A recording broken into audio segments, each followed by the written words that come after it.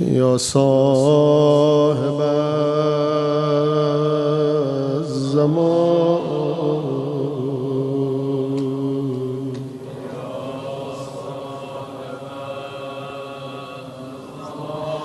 اللهم رب النور العظيم ورب الكرسي الرفيع ورب البحر المسجور ومنزل التوراة والإنجيل والزبور ورب الذل والخرور ومنزل القرآن العظيم ورب الملائكة المقربين والأنبياء والمرسلين اللهم إني أسألك بوجهك الكريم وبنور وجهك المنير وملكك القديم يا حي يا قيوم أسألك باسمك الذي أشرقت به السماوات والأرض وباسمك الذي يصلح به الأولون والآخرون يا حيا قبل كل خير ويا حيا بعد كل خير يا حيا حين لا خير يا محيي الموتى ومميت الأحياء يا حي لا إله إلا أنت اللهم بلغ مولانا الإمام الهادي المهدي القائم بأمرك صلوات الله عليه وعلى آبائه الطاهرين عن جميع المؤمنين والمؤمنات في مشارق الأرض ومغاربها سهلها وجبلها وبرها وبحرها وعني وعن والدي من الصلوات زنة عرش الله ومداد كلماته وما إحصاء علمه فأحاط به كتابه اللهم إني أجدد له في سبيحة يومي هذا وما عشت من أيامي أحدا وأقدام وبيعة له في عنقه لا أخول عنها ولا أزول أبدا اللهم اجعلني من أنصاره وأعوانه والذابين عنه والمسارعين إليه في قضاء حوائجه والممتثلين على أوامره والمخامين عنه والسابقين إلى إرادته والمستشهدين بين يديه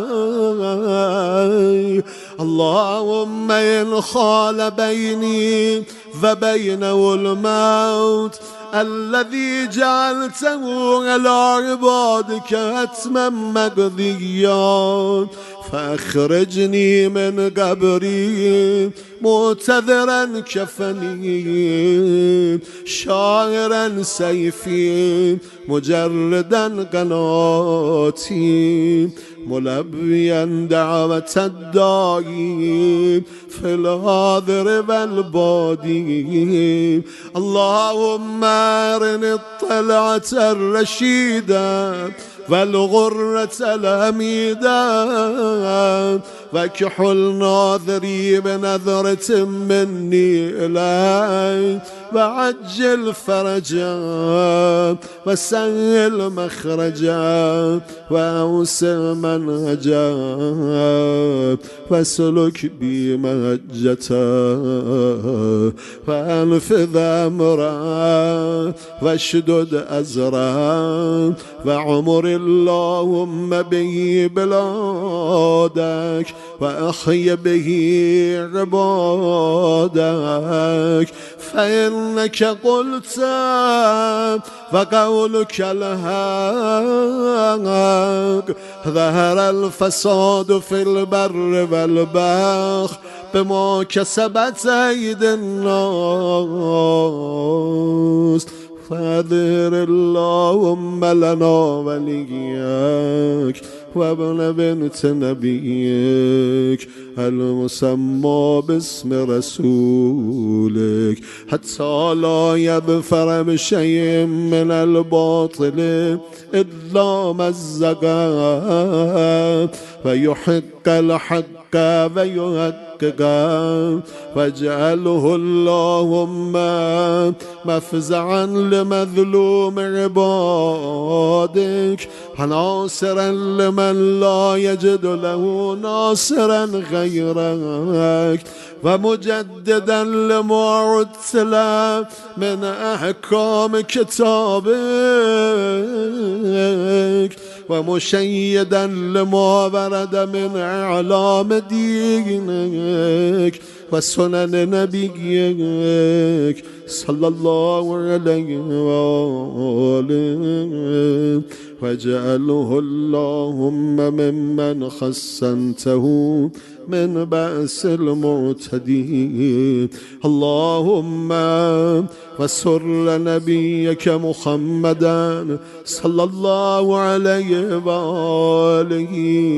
برؤيته ومن تبعه على دعوته وارحم استقالتنا بعده اللهم اكشف هذه الغمة عن هذه الأمة بظهوره اللهم اكشف هذه الغمة عن هذه الأمة بحضوره وعجل لنا في ظهوره إنهم يرونه بعيدا ونراه قريبا برحمتك يا أرحم الراحمين العجل العجل يا مولاي يا صاحب الزمان العجل العجل يا مولاي يا صاحب الزمان العجل العجل يا مولاي يا صاحب الزمان.